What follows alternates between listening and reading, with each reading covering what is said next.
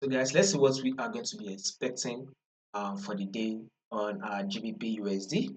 So if you are yet to subscribe to the channel, be it you are new and you want to subscribe, guys, make sure you do also click on the subscribe button, like and share, and also make sure you follow the Telegram channel to stay updated. You will find the link to the Telegram in the comment section. So literally, I did this analysis for the day and for the week on GBP USD.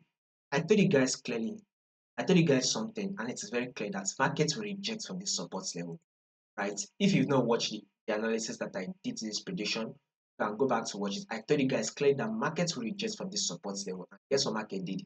Markets eventually rejected. So I told you guys that markets push up, right? Then guess what market did? It came back to retest it. Now markets then push up again, right? Then eventually drop again to then retest this our support level, right? Right? Now markets was able to push up massively. Eventually it rallied down and came back to tap our support level again. Guess what we'll be expecting on our GBP USD? We will be anticipating for a rejection that will push up again. And this is exactly what market did for the day. Give us a bullish move. Absolutely what we are expecting.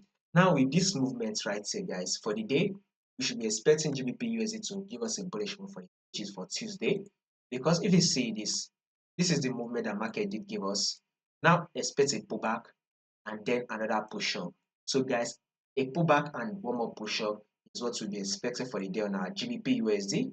More updates on this will be covered for you guys. So subscribe in order for you to miss out on the update, like and share also.